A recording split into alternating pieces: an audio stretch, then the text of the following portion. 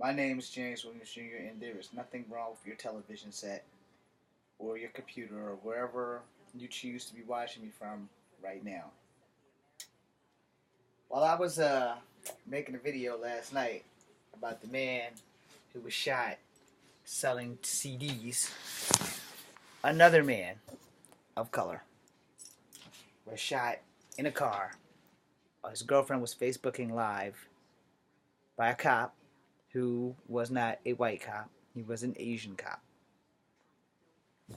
Now, I'm not going to get racial or political. We have enough of that in this world right now. First, let me give my heartfelt condolences to the young girl and her mama for losing her boyfriend in this trying time of their lives.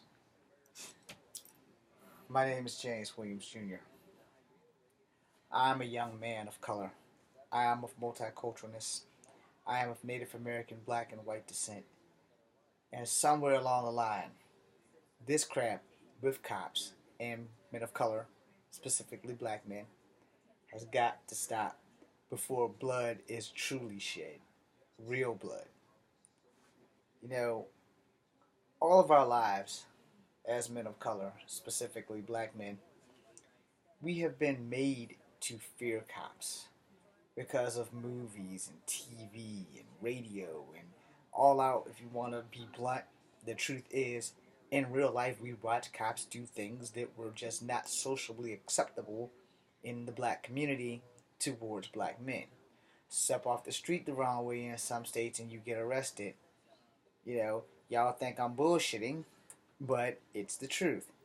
Now, at 42 years old, I've only been handcuffed twice because my dad taught me that when the cops come, just comply. It's the best thing that you can do. But what happens when compliance gets you shot? If you've seen the video, then the cop confused himself and confused the man in which he has shot 4 times. The man explained to him about his registration to have his concealed weapon. He had a license for it. And the cop told him to reach for his wallet. Then the cop hollers, "Don't reach." Well, how can he give you your wallet if you can't reach for it? Now, everybody says they'll react differently if the situation was with them. And the only thing that the man could have done was just stick his hands out the window until the cops calm down a bit and defuse the situation. Because most of the time, a broken tail light does not mean that there's going to be trouble, except for yesterday. Now I know you guys are thinking, James, you don't know these people. Why would you make a video about this? Okay, well, let me drop some knowledge on you. I've had family members that were victims of gunshots, and not by cops, but by bad people. And yes, those bad people were also black. But that does not mean that every black person I meet is going to put a bullet in a round into a family member of mine. As a former member of the United States National Guard, I have been taught weapon safety classes, how to strip down a weapon, how to put it back together, and it's been a long time. So I may have a little bit of lacking knowledge on remembering how to strip my my M4. Doesn't mean I can't do it. I just gotta relearn how to do it. But that does not give me the right to assume that all cops are bad. But this event here,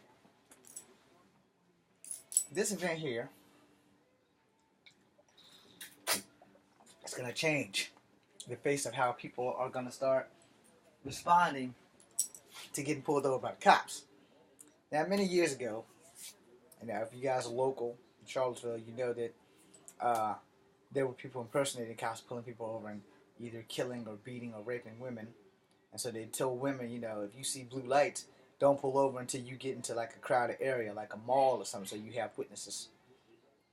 As times has changed, they start putting body cameras on cops, which in every state now, this is going to have to become mandatory, that your body camera is on from the moment you walk into that precinct until the moment you clock out.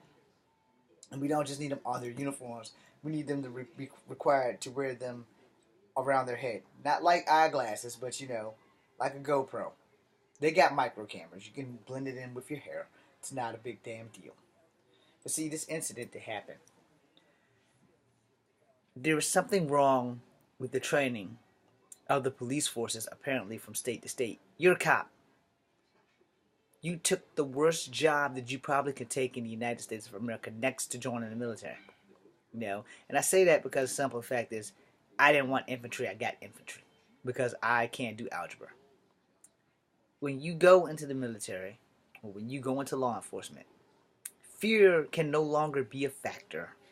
You must learn how to operate constructively and be coherent of everything that's going on around you.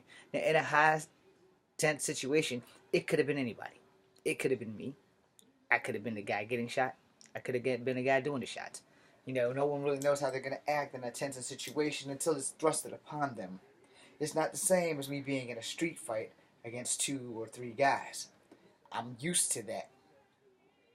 I've never been in a situation where I've had a gun and someone else has had a gun. I've had guns pulled on me. I've also been stupid enough to not back down. The key word to that was the word I have been stupid enough to stand my ground. And you can call it male pride, you can call it ignorance, but somewhere in my skull, my martial arts mentality kicked in, and the only thing I was thinking was, I'm going to die because I'm too stupid to run. Or I'm also going to die because this coward has a weapon of destruction, and if he freaks out or twitches, I'm going to die anyway. You are all worried about little things. And gun control laws need to extend into the law enforcement area too. When you become a certified cop, they don't certify you unless they know that you can handle your handgun or your service revolver or whatever you want to call it with keen on precision, and that you're not going to be some trigger happy cowboy firing from the hip. Because if you are, somewhere along the line, you're going to ruin someone's fucking day. Alright? Now, I'm coming to you in black and white because it's simple. This is a black and white issue without it being about race. The simple fact is that cops need better training. Cops need crisis situation training. Cops need hostage situation training. The same training they give the FBI, the CIA, and the NSA, and Interpol, and all this. Cops need that training. Because sometimes you jump to conclusions too quickly, innocent people get killed. Like in this incident. Now I know you guys are thinking, well, James, you're just a heartless little bastard. Maybe. And maybe it's also because James also went into the military and got trained how to try to basically stay calm. Now, I'm not going to say that I can't flip out and that I won't panic. No. I've never been in a situation where I've had to panic other than in a fist fight. I know my way around a fight. I'm not worried about getting beat up because that's just not an option. But I can be shot.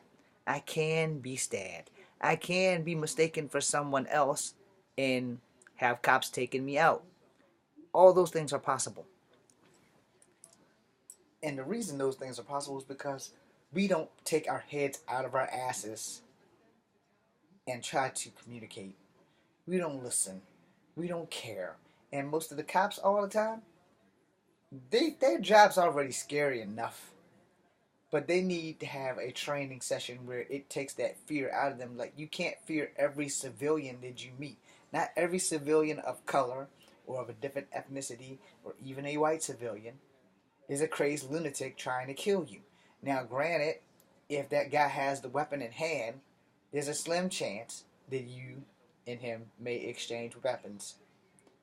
However, it's not likely that a man with his kids in the car is going to try to attack you due to the fact that he gives a damn about his kids. And granted, in this case, there was only one child. But the whole principle of the thing is that, we need to think before we act. Something one of my senseis strongly grained it into my head. James, you're hot-headed. You need to think before you act. And my dumb ass would be like, well, you know what? I don't really think before I act. I just react. And it's not my fault that I can't turn it off. I've been doing it for so long that it's hard to cut off. I am a fighter, born and bred, mostly bred. You know, I think about how someone is going to attack me 24 hours a day. I'm waiting for it. I'm always ready for it, and I know it sounds horrible. When I joined the military, they have preached into my head, one shot, one kill, we will. That was basically our theme song every morning. Breakfast, lunch, and dinner, one shot, one kill, we will. But they also taught us how to clear a room. They also taught us how to assess the situation before we start pulling off our M4 triggers and make sure that as many civilians as possible can get cleared out of the room. I don't know what went wrong yesterday. Maybe the cop wasn't really paying attention to what the hell he was saying because adrenaline was pumping. But the cop told him to reach for his wallet first. Then he said, don't reach. You cannot give somebody a different medicinal command after giving him the first one at the same time. Now the situation could have been resolved by just telling the guy, look, just put your hands out the window, open the car, and get out and put your hands on the car. Then you could have told him, I'm going to take your wallet out your pocket. Much easier to do it that way than to just open fire. Now, like I said, this isn't about a race thing, because clearly the cop was not a white man, the cop was an Asian man. And I'm not going to defend the cop's actions. What I am going to defend is the fact that, your training sucked. Because honestly, there are ways of diffusing a situation. You put them over for a tail light. From what I seen on the video, he wasn't being hostile. He was telling you this, and you didn't react in a timely manner. So if you're not training our cops properly, how can we depend on them if we fear them? There are about 6 young men of color right now that are angry as hell about this whole situation. I being the 7th man, I'm highly moved by what I saw. And to have the little girl console her mother before the phone goes off, it's just really wrong, And fighting back tears today, watching that video this morning, fighting back tears after last night I made a video about a man getting killed selling CDs to feed his family. I'm a little outraged, and I don't have a job as a public speaker. Maybe 7 of you are my followers and watching, and I thank you very much. But this shit right here has to stop. It has to stop before real blood is spilled, before people make America a military state. If we become a military state, there's going to be a lot of problems. It'll be just like Tiananmen Square all over again. And we don't want that. We don't want cops driving tanks in the street. We don't want everybody afraid that they're going to get shot by the National Guard because they're not at home by 9 o'clock. We don't want that. We don't want one man standing in the middle of the city, at the highest point of the city or in the biggest circle of the city, standing there face to face with a tank. Yeah, I'm old enough to remember Tiananmen Square. A lot of you are not. Google it. And that was a really bad time in China. We're having really bad times in America right now. And I will continue this video because I'm at the 14-minute mark.